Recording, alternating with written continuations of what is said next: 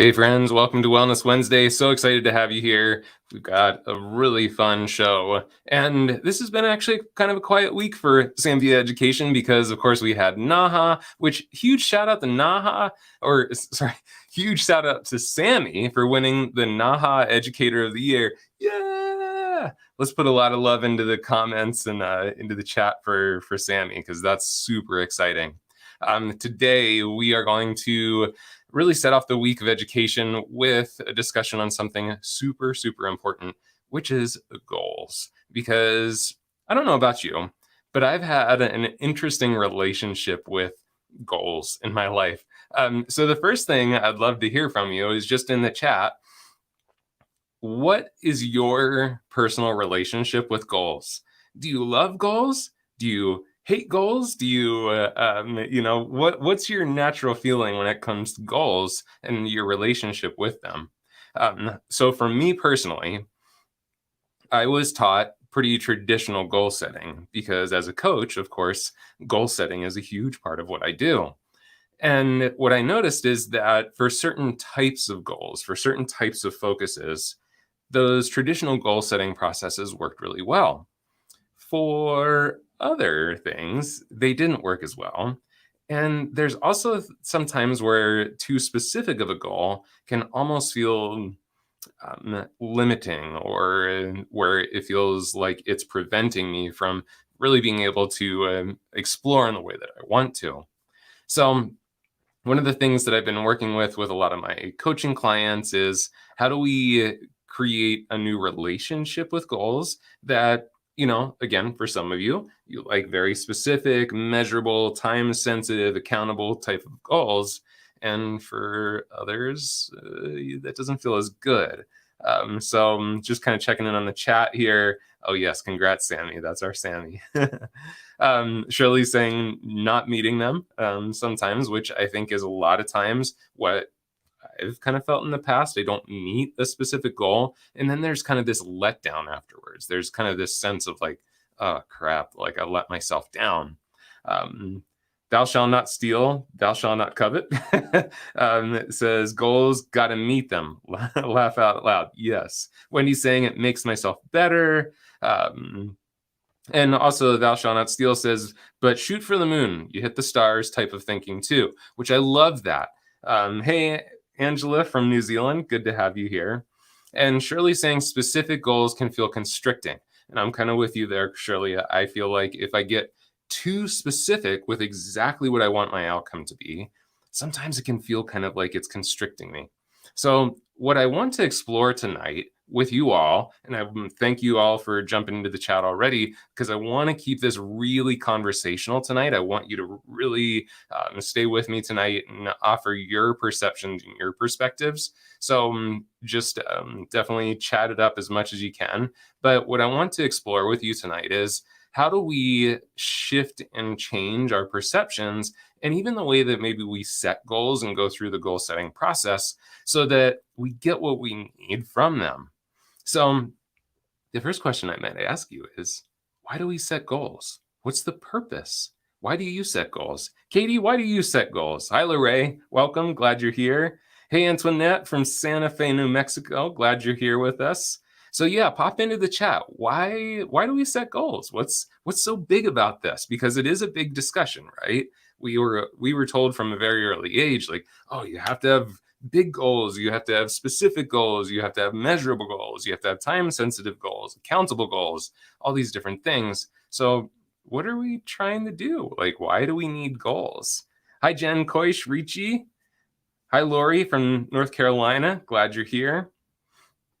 Well, I know for me, goals are what I was taught is to have specific goals was the way to, yeah, good. Wendy's popping it in there, make ourselves better. And I think that's a lot of what we want. Jerry D is saying, I set goals to better myself, or sometimes it's something I desire, something I want. Hey, Chantel from Oklahoma. Lorraine saying that goals help us focus. High Five Y from Ecuador, welcome. Ray from Illinois.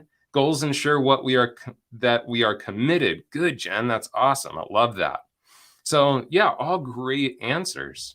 Set goals to be the best version of yourself. If you achieve it, it helps increase your income. Yeah, Angela, income's a big one. Thou shall not steal, saying, I personally think it's fun to have goals, but I don't think people should feel relegated or feel intimidated by goals. That's awesome. I love that too. Goal setting seems more like a societal thing than an actual purpose for me. Ooh, thank you, Shirley. That's very interesting. Because I think, yeah, to that point, that's kind of why I want to have this discussion tonight, because sometimes it kind of feels like we should have goals, right? And I know as a leader in my salons, whether it was a management ship ownership role or just as a manager, that was a big part of how we ran the salon, right? Is to have very specific goals of percentages and those types of things. So Chantel, you're currently in cosmetology school. Awesome, welcome. Ooh, Lorraine is saying there's a difference between goals and wishes. I like that too. So as I set out on this kind of question and looking for more information on goals, I actually put this out to my Instagram community. And what was interesting is there is such a mixed reaction that some people feel really motivated and they have a really positive relationship. Angela's saying it keeps you focused. And, that was something that I heard from a lot of people too, is that they felt like they needed very specific goals to have that focus, to have that precision in their focus. And then others, like, Shirley mentioned, they can sometimes feel like there's pressure or that it's just kind of this outside expectation. So what I set out to do, Cassie saying, hi, Rev. That's what my old staff used to call me. But I'm so grateful for your guidance when you were my boss and love learning from you as we both grow and change. I love learning from you, Cass, because I learned just as much from you, my friend. But what I set out to do is I set out to kind of create a format that would encompass a little bit more of a roundness and a fullness to goals, because I think sometimes what happens too is that they can sometimes be a little shallow, honestly. So I'm going to share my screen with you, and you'll notice this is just kind of in notes mode. That's why I wanted to have you all here and get your feedback, because this is still in creation mode. This is just where I'm at so far. So when I really sat down and I really charted out, okay, what's everything about setting a goal? The first thing that we need to do is to create a vision, because I think a lot of times, again, what ends up happening with goals is they kind of become a little bit arbitrary. Maybe it's an outside perception of what that goal should be. And I know even for myself, when I was a salon owner, and we had benchmarks. We had very specific benchmarks that we expected people to meet so that they went to the next level, so that they would achieve the next level. So within that, what I did discover is that for some people, those benchmarks became really heavy. They felt like a burden. And I can even say for myself, when there were specific benchmarks and goals, let's say around retail percentage, what I would get really caught up in is the percentage itself. I would get caught up in the expectation to achieve this specific percentage mark or this specific number. And so my obsession would be the goal itself, the number. I wouldn't connect it back to, well, what's really important? So I think what's really important here is that when we start to look at goals, you can see here, I put, let's get to the why before the what, because a lot of times we put the what before the why. So what do we mean by that? Why am I wanting this goal? Why am I wanting to take this on? And it's important that we dig a little deeper, right? Where it's what's really the purpose to me personally. And again, I'll come back to that retail, because the retail is a really, I know a lot of you out there that are watching are hairdressers like I was for many, many years. And with that retail, at first, the why was just simply so I could hit the percentage goal, so I could level up. For some of you, that might be incredible motivation, and that might even be deep motivation, because you have a deep personal need for that like next level of success. And if you have that, fantastic. That's your drive. So for me, I never had that why. It wasn't, my quest wasn't to level up, and my why wasn't to necessarily even have like more money. Like money hasn't been a huge driver in my life.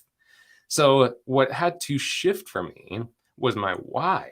I had to look inside and go, well, why is it important for me to have a conversation, not even necessarily sell something to my guest, but why is it important for me to have a conversation with my guest around retail?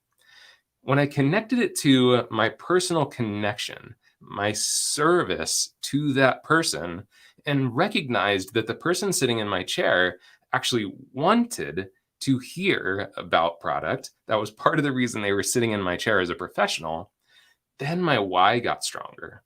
And I kind of let go of the need for a certain percentage or a certain number. And when I let go of that, and it went back to why it was important to me, which was being in service to my client, that was so much more deeply motivating.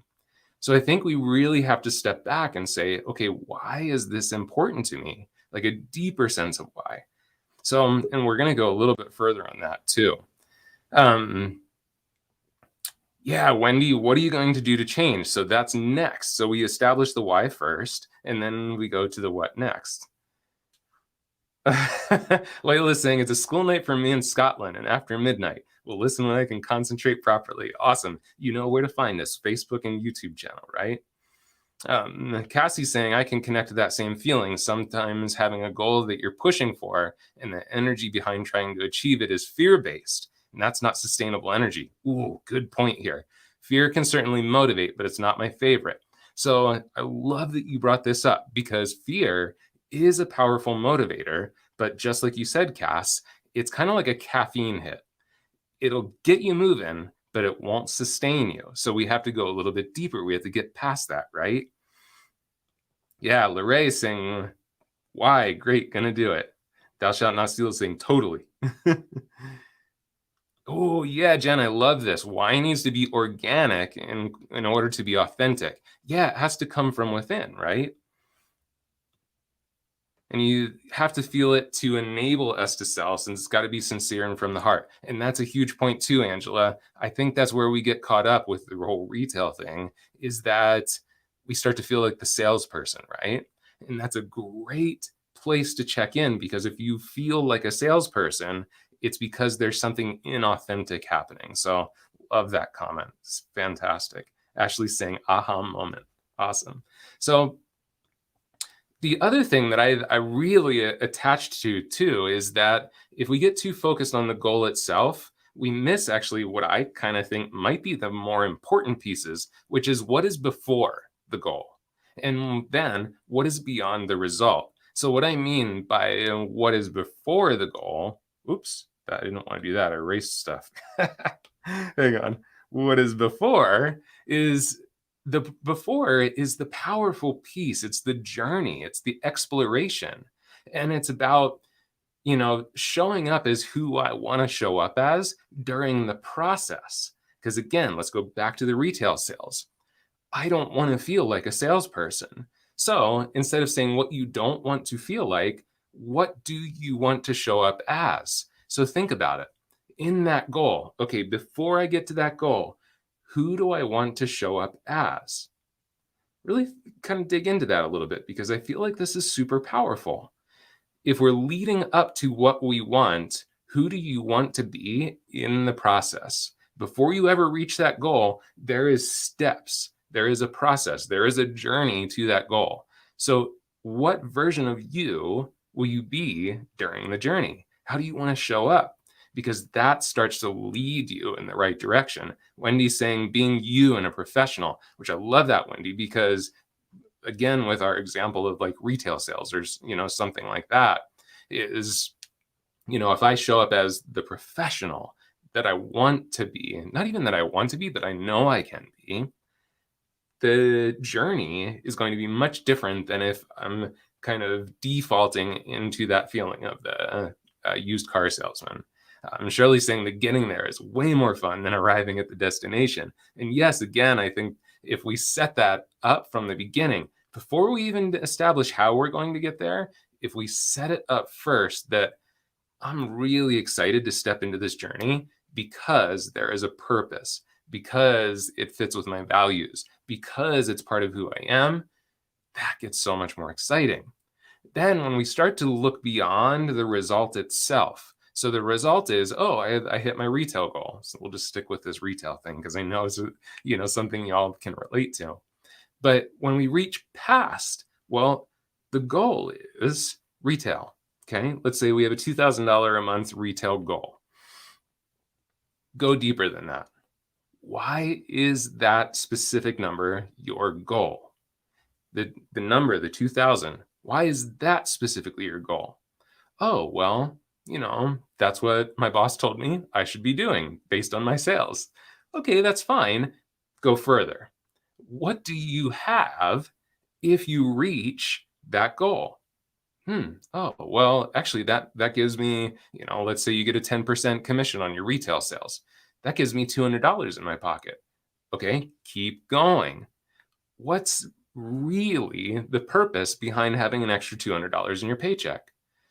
Well, that paycheck, that $200, maybe that's going to be the little bit more that I need to get that really awesome new car that I like. Okay, keep going. Why do you want a new car? Because it makes me feel good. Why do you want to feel good? Oh, okay, now we're getting somewhere. I want to feel good because I'm a better person. I treat my family better. I treat my staff at the salon better. Yeah, Lorraine, payoff. Like, what's the real payoff?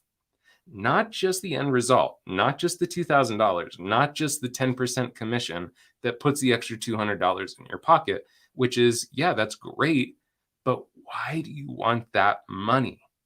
What does it actually create in your life that's more important than the money itself? Is it the happiness? Is it the relationship? Is it the satisfaction? That's the deep stuff. Going back to Cassie's comment, the fear might get you active, but having a true, deeper sense of why, that's what will keep you sustained. It's like the difference between a quick caffeine hit and really good food in your body. That quick caffeine hit might get you going, but it's going to leave you flat at some point. That good, healthy food, that's going to keep you sustained through the whole day. So that's what we're looking for when I say, I want you to really reach in. Why does it keep going to that eraser? Sorry. But what if we go into that deeper why, then we're more sustained. Yes, Lorraine, bingo, aha moment. Oh, I love that. Look at this comment from Angela. This is cool. I love this saying. No matter how you feel, get up, dress up, show up, and never give up. Yes. What an awesome motivation going into this. Yes. Loving it. Wendy's saying, I feel like I'm 20 again. Thank God for my people who were my educators. I'm totally with you there. Okay, so now we have the vision. Now we can start to go into develop the map, right? So here are some of the most powerful questions I can offer you as a coach. And this is the start of almost every coaching conversation that I get into. First, where am I now? Because you have to understand where you are standing in this moment so that you understand the point that you are standing in. The second question that is just as essential is, where do I want to be? So where do I want to be? And again, let's go back to this kind of retail conversation. Okay, where I am now is I'm only, getting my $1,500 per month. I know where I want to be is that $2,000 mark. Okay, we know that there's a deeper why. We've already kind of established that. So what are the points in between now? This is where we can start to say, okay, well, here is the steps in between. The steps in between might be $1,600, $1,700, $1,800, $1,900. So it might get broken down like that. Or it might be, I need more product knowledge. Or it might be, fill in the blank, but pull it apart. What are all the steps? What are all the possible creative experiments and explorations that you can take? Notice the words we're using. Experiments and explorations, not actions necessarily.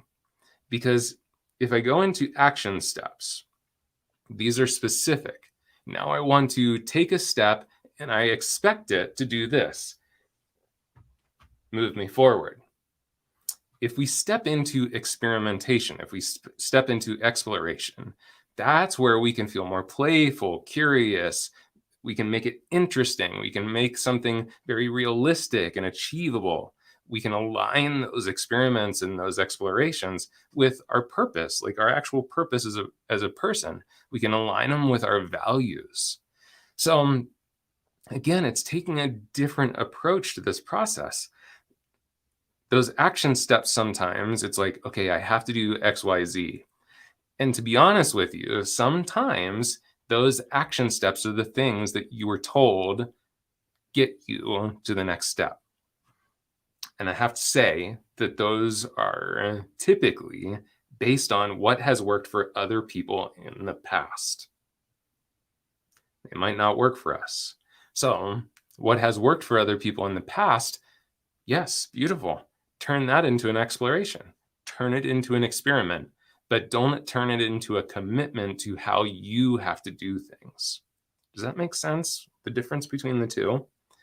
Because if I step into it with a sense of experiment and exploration, if I step into it with curiosity, now it becomes playful. The pressure comes off. How many of you, when you start to set a goal and it starts to feel like you have to make a change that hasn't been comfortable in the past, you instantly start to feel the resistance? I know I do. There's certain things that I know will probably be better for me, but I feel a sense of resistance to it. Because here's what happens in the mind. If I say I am changing something, there's this little tiny piece in your mind called the amygdala, and it's your internal alarm bell. Change can very easily activate that amygdala response and put you into fight or flight. Because change in the primitive part of our brain, it doesn't necessarily care if it's good change or bad change, because a lot of our change that we want to make, of course, has positive intention. But change in general, whether it's good intent, bad intent, doesn't matter, kind of sets off that internal alarm bell. And so we go, oh, I don't know if I want to do that. I got to get away from it. I got to run away from it. The sense of, I'm going to play with this. I'm going to just see what happens. This next week, I am going to just play with the idea of, I'm going to, even if it's a little hard, I'm just going to play with the idea that I'm going to introduce 2 products to at least 2 guests per day. Okay, so what we did there is we turned it into something fun. Let's play with this. Let's see what happens. I'm not committing to change, because committing to change goes resistance. If I say, well, I'm going to play with it, I'm going to see what happens, I don't have to change after the end of the experiment, right? So we step into it with curiosity. Then we can start to go, okay, we can become observers. So let me check in here with your comments. I kind of lost track of them a little bit. Shirley's saying these questions are relatable.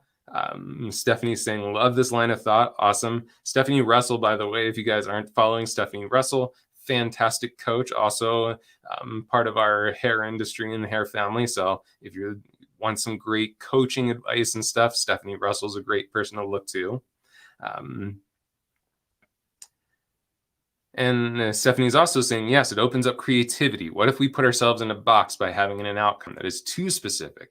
What if we could be so much bigger, so much more magical? Oh, yes, I love that. Because that's, I think, the other resistance that I find too, Stephanie, to sometimes putting too much of a specific outline to things, is that it's like, okay, have you ever gone hiking and you're out in the woods and like, oh, I want to get to this certain destination, but then you kind of look down a different trail and you're like, I didn't realize that waterfall was down there. Let's go down there. That's cool. And all of a sudden you end up somewhere that you had no idea that you were going to end up. Same thing. And I think, again, that's why this is so important to stay in that exploration and that curiosity mode. Love to you too in Australia, Nika.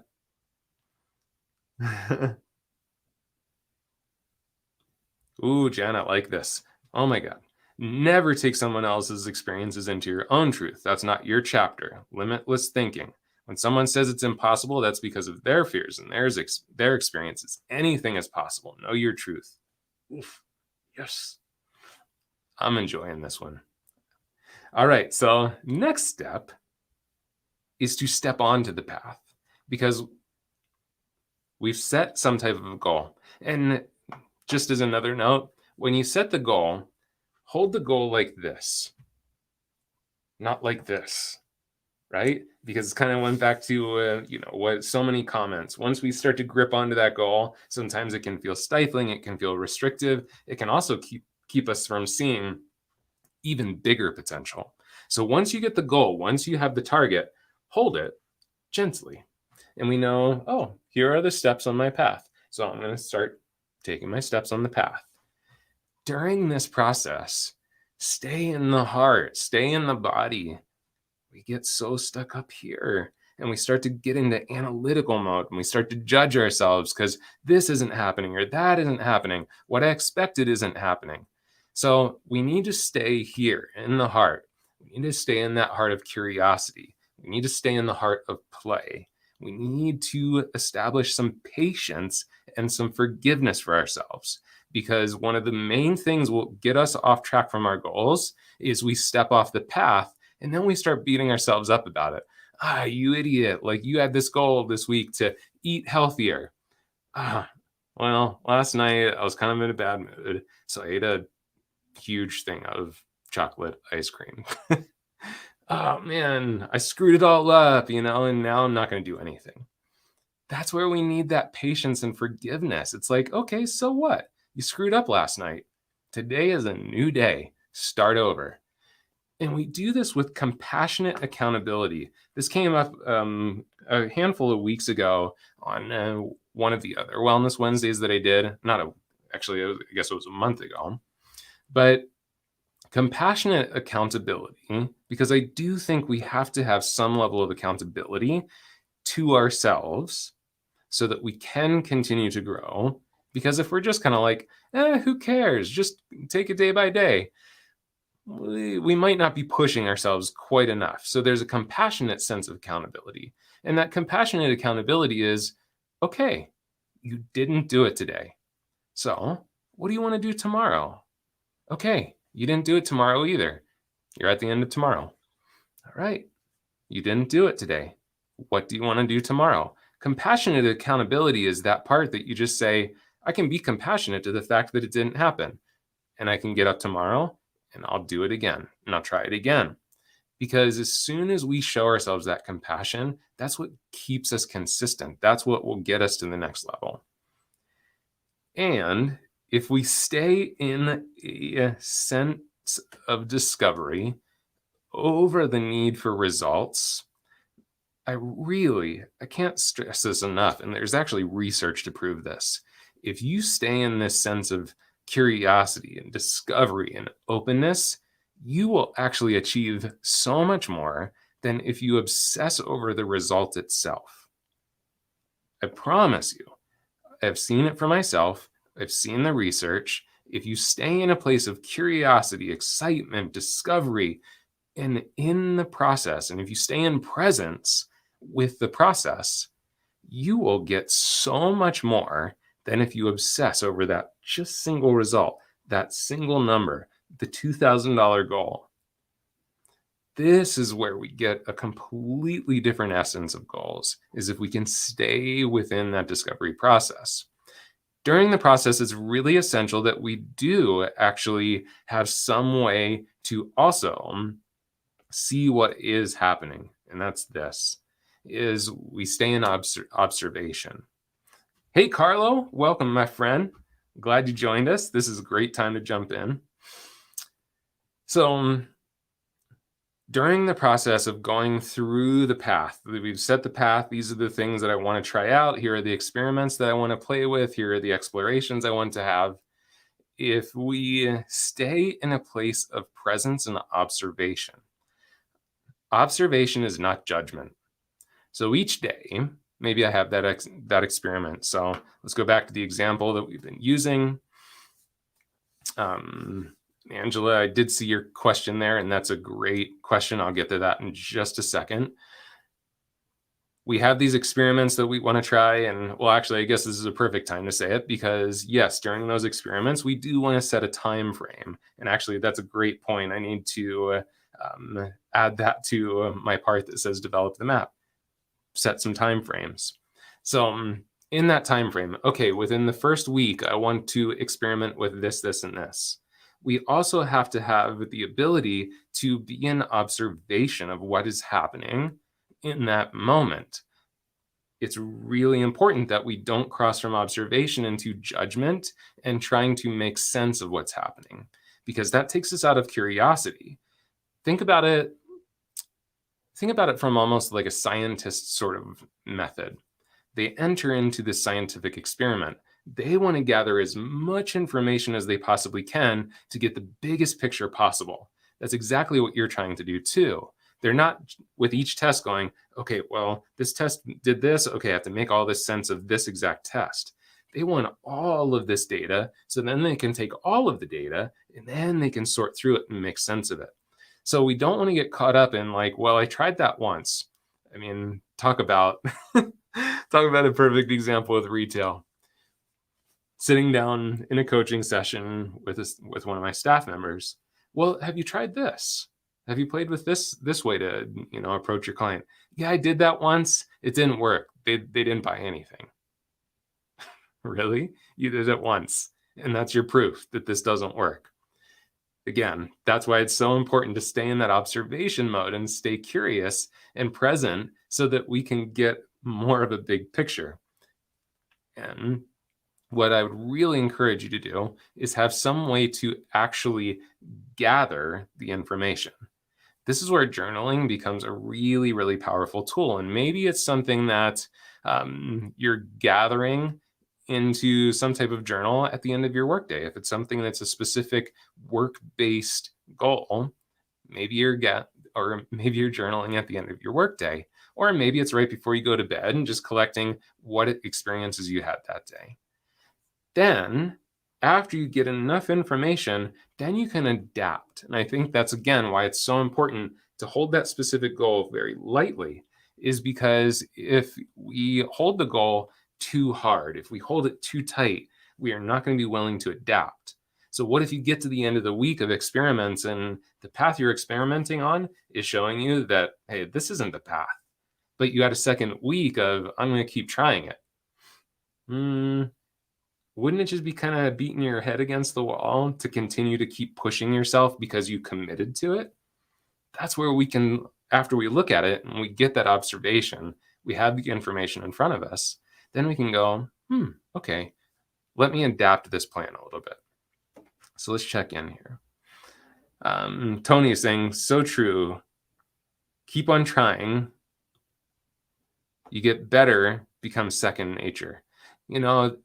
A good friend of mine, she messaged me because I had asked about goals, and she said something really similar to this, Tony. She said her mantra now is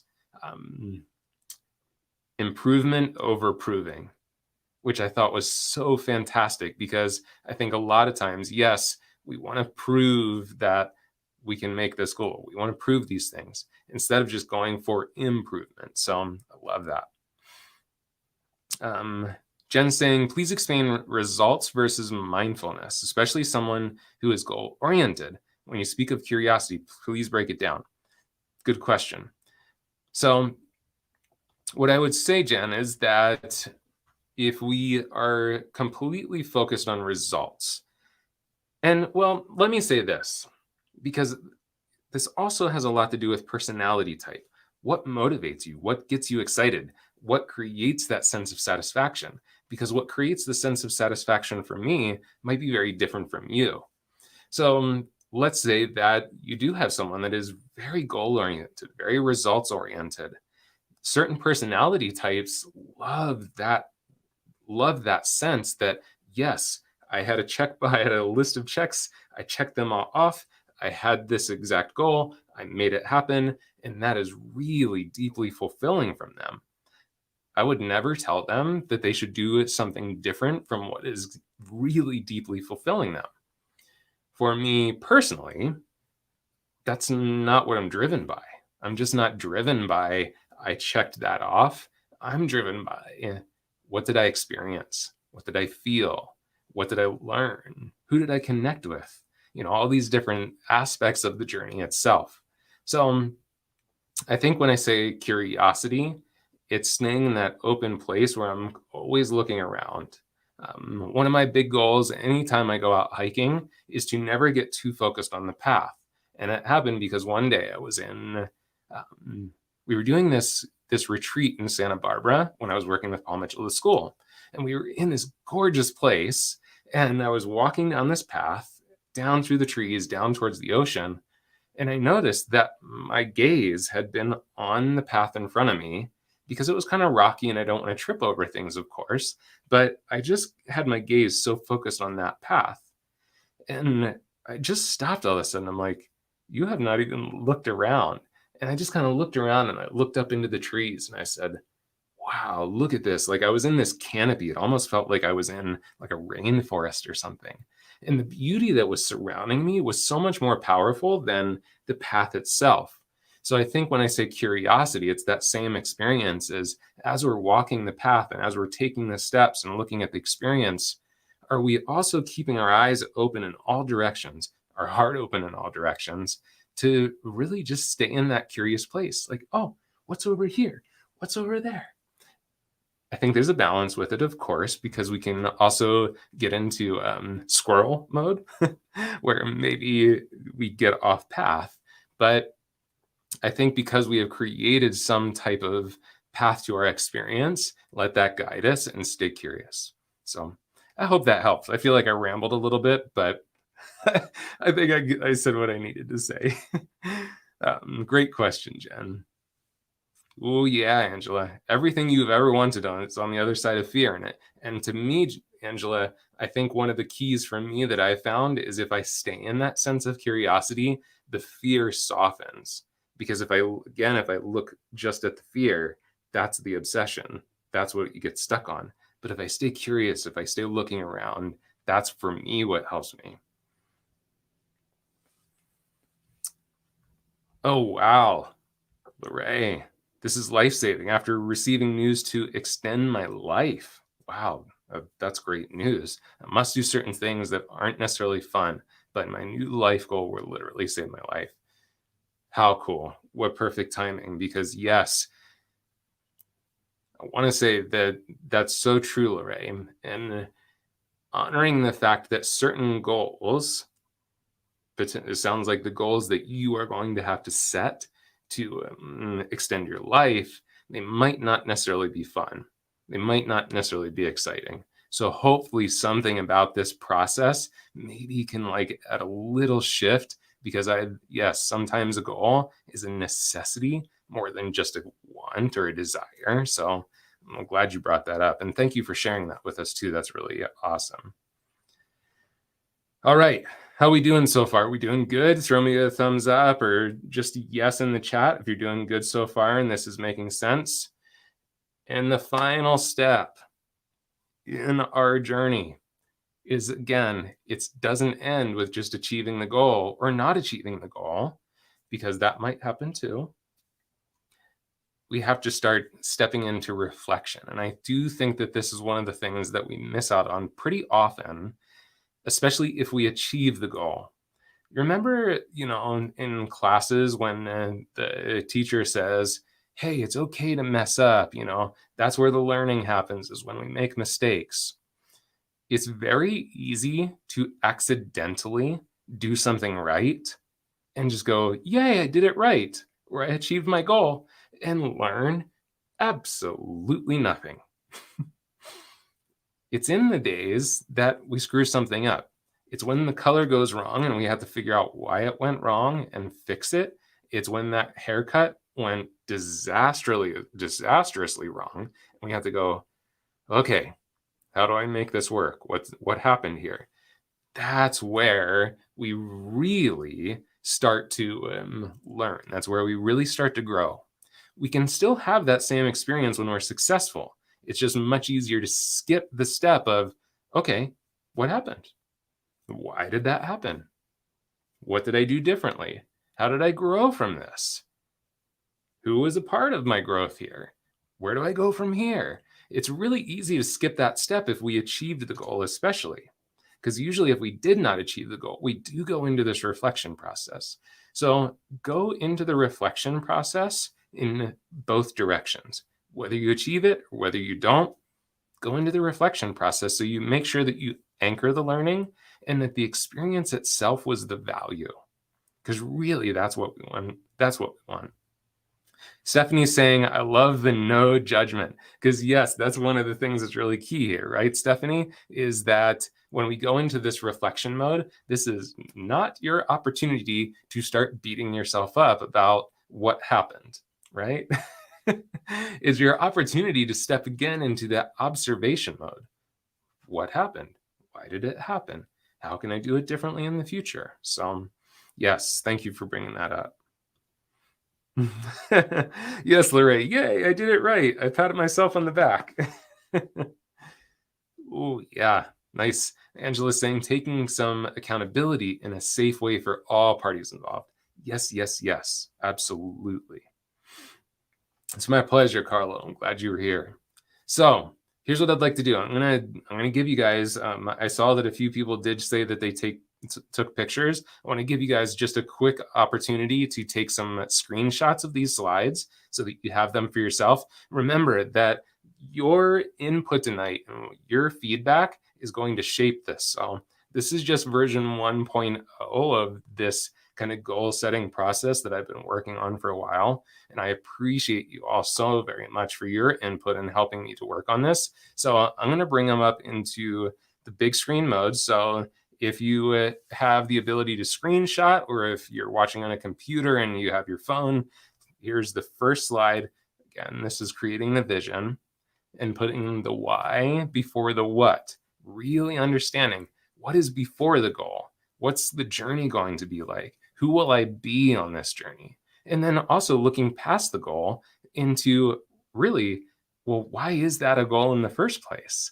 Like a deeper sense of what is the real purpose behind this? Because not just the dollar amount, it's what you have if you get that dollar amount. What do you experience? How does it serve you? How does it serve your family? And I forgot to really hit this one piece here, so I'm glad I went back because this is really key.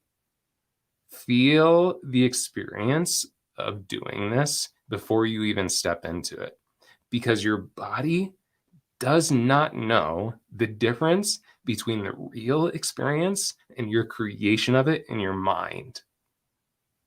Swallow that, right? That's huge. Your body does not know the difference between the real experience and the one that you create in your mind.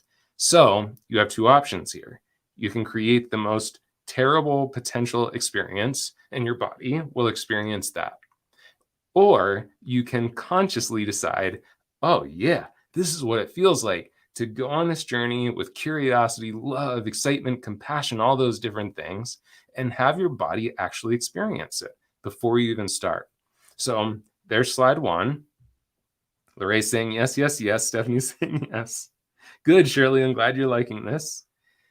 Step two, develop the map. Really sit down and understand, where are you now? Where do you want to be?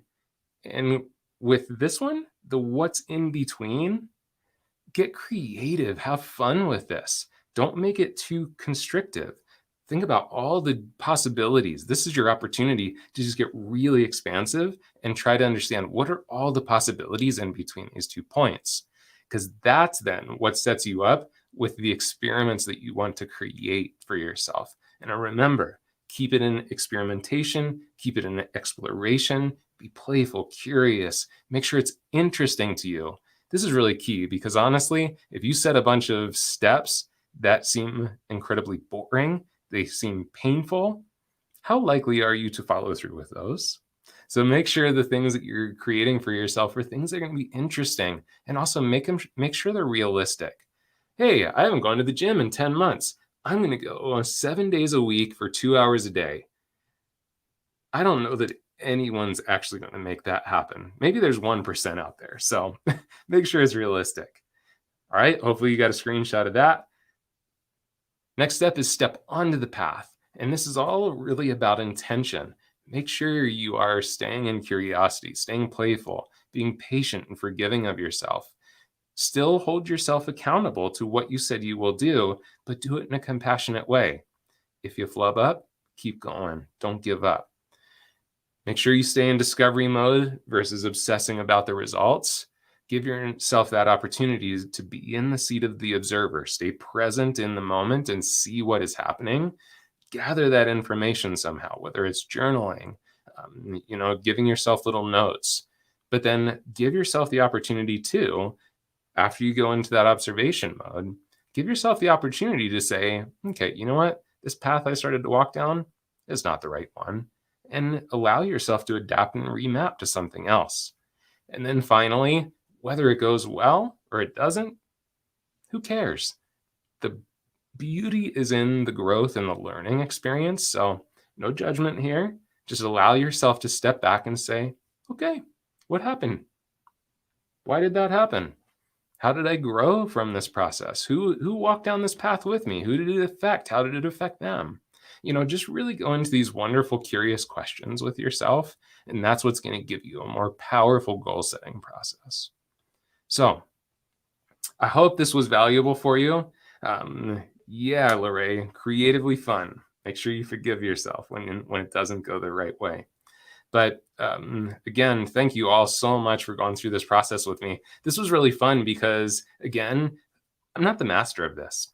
This is based off of education that I've received from my coaches and my friends and my mentors. It also came from, I put out an IGTV video just yesterday asking people about their experiences with goals. And I sat on the floor with my dogs and just like kind of made notes and brainstormed. And so this is just a collection from, like I said, previous experience and education, your comments. Now I have even more to feed off of. So I really, really appreciate this.